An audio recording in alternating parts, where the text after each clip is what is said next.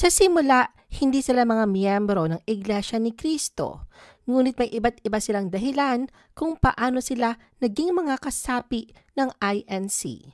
The Philippine Showbiz List presents mga celebrity na nagpa-convert sa Iglesia ni Cristo.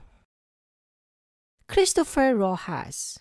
Sa mag-asawang Christopher Rojas at Gladys Reyes, si Gladys at ang pamilya nito ang orihinal na miyembro ng INC.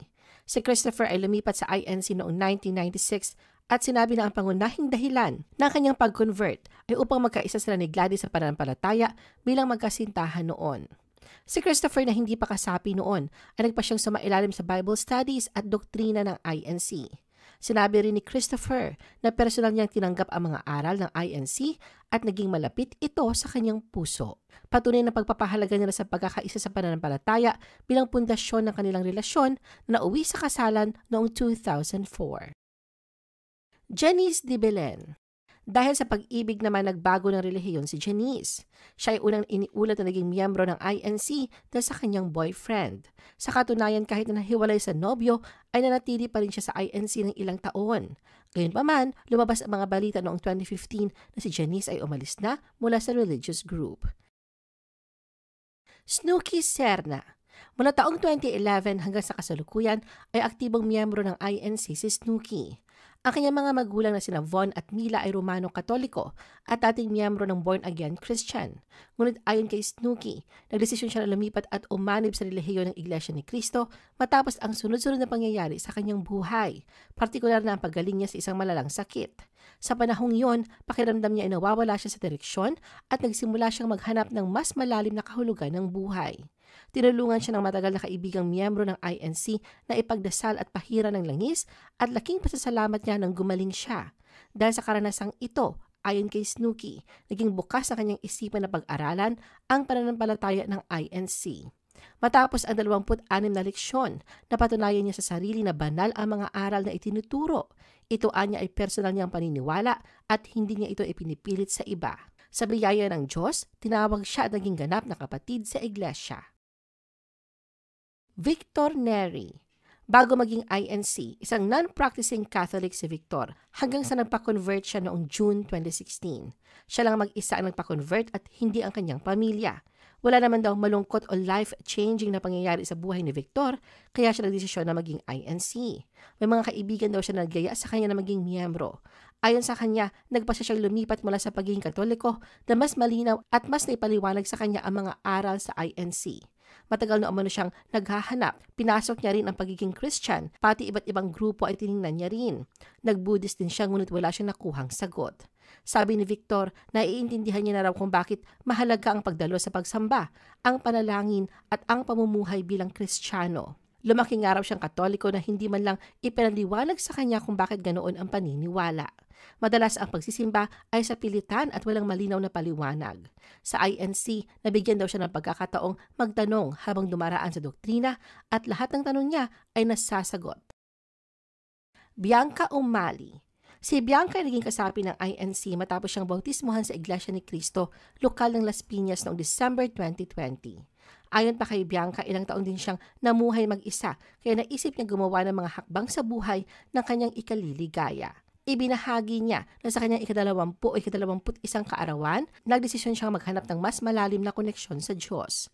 Naramdaman daw niya ang isang espiritual na tawag habang nagmamaneho, na nagbigay sa kanya ng kaliwanagan na ang kanyang relasyon sa Diyos ang pinakamahalagang bagay na hindi mawawala sa kanya. Bagamat ang nobyong si Ruro Madrid ay naging instrumento upang ipakilala sa kanya ang relihiyon, nilinaw ni Bianca na hindi ito ang dahilan ng kanyang conversion. Andrew Iliana. Kilalang dating kasapi ng simbahang Katoliko sa kasagsagan ng pandemya noong 2020 nang mag-resign si Andrew sa Itbulaga. Matapos ito, napabalitang magiging host siya ng noontime show ng Net25, ang TV station na pagmamayari ng Iglesia ni Cristo. Pero nilinaw ni Andrew na personal niyang desisyon ang magpa-convert sa INC matapos ang masusing pag-aaral. Hindi daw siya pinilit na sumama sa INC, sa halip, ito ay isang hakbang na ginawa niya batay sa kanyang sariling pagnanais na mapalapit sa Diyos. AJ Mulak. Ang half-brother ni Aga na si AJ ay dating Katoliko, Ngunit lumipat sa INC dahil sa nobya pa lang na si Ana Mabasa nakasapi ng relihiyong ito. Pero matapos ang ilang taon ng pagiging miyembro, ayon kay AJ, nagkaroon ng turning point ang kanyang buhay. Aprobado naman daw ng kanyang ama ang pagpapalit niya ng relihiyon. Basta ang mahalaga ay may takot siya sa Diyos kesa wala at nirerespeto umano nila ang paniniwala at pananampalataya ng bawat isa. Dala ng parehas na pananampalataya, ikinasal si AJ kay Ana noong May 20, 2019 na ginanap sa Iglesia ni Cristo, lokal ng EVM sa Tagaytay. Gladys Guevara. Si Gladys ay naging kasapi ng INC sa pamamagitan ng gabay ng kanyang namayapang kaibigan na si Kim Idol. Ayon sa ulat, si Kim ay naging instrumento upang ipakilala sa kanya ang mga aral ng Iglesia ni Cristo at sa tulong ng mga kaibigang mga aawit sa Iglesia, siya ay naakay patungo sa pananampalatayang ito. Sina Gladys at Kim ay nagkasama din sa iisang bahay at naging malalim ang pagkakaibigan. Raquel Pempenco. Si Raquel, ina ni Charisse o Jake Cyrus, ay dating Katoliko, ngunit ay pa-convert sa Iglesia ni Cristo dahil kanyang asawang si Ricky ay miyembro nito. Gayunpaman, matapos ang isang masalimuot at masakit na karanasan sa kanilang pagsasama, nagpa siya si Raquel kasama si Jake na iwan ang INC. Nangyari ito noong May 2010 sa ginanap na baptism and confirmation kay Jake sa Immaculate Conception Cathedral sa Pasig City. Sinabay ito sa kanyang 18th birthday kung saan kinumpirma ni Raquel na nagbalik sila sa relihiyong Katoliko. Van Victor Liano. Ang model at former winner ng Century 2 na Super Bodies na si Van Victor Liano ay napakonvert sa INC para sa relasyon nila ng aktres na si Regine Angeles. Ayon kay Regine, kusang loob itong ginawa ni Van bilang pagpapakita ng pagmamahal at suporta sa kanya. Biro pa niya, parang sobra-sobra ang kanyang kagandahan para sa isang lalaki na handang baguhin ang kanyang relihiyon para lang sa kanilang pagmamahalan. Para kay Regine, malaking bagay ang ganitong hakbang at naging simbolo ito ng katapatan at sakripisyo ni Van sa kanilang pagsasama. At noong January 10, 2016, sila ikinasal na ginanap sa Iglesia ni Cristo, lokal ng capital Quezon City. Attorney Ferdinand Topacio. Ang high-profile lawyer na si Attorney Ferdinand Topacio ay pumasok sa Iglesia ni Cristo noong 2002. Bagamat ipinanganak sa Aglipayan Church, siya ay napakonvert sa INC. Upang matulungan ng isang kaibigan na nahirapan sa grupo ng Ang Dating Daan, nagasundong i-monitor ni Attorney Topacio ang mga programa nito sa telebisyon. Sa paghahalo ng mga channel, napansin niya ang programa ng INC na Ang Tamang Daan sa katabing channel. Sa simula, inisip daw niya nakakatawa ito dahil nagsasagutan ang mga miyembro ng dalawang grupo, kaya siya'y natawa. Ngunit sa paglipas ng ilang buwan, napansin niyang mas makatarungan at mas may katuturan ang aral ng Iglesia ni Cristo, kaya nagsimula siya magtanong at magsuri tungkol dito.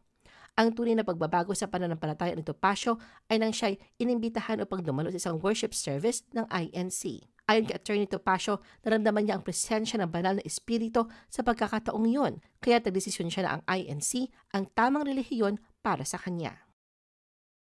Pao Diaz.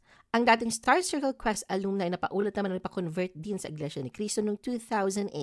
Siya ay kinasal kay Fabian Sandoval, isang information technology expert at businessman na nakabase sa Singapore noong November 2011 matapos ang 4 na taong relasyon. Ginanap ang kanilang pag-iisang dibdib sa simbahan ng Iglesia ni Cristo sa San Francisco del Monte, Quezon City. Ha Soo-hyuk.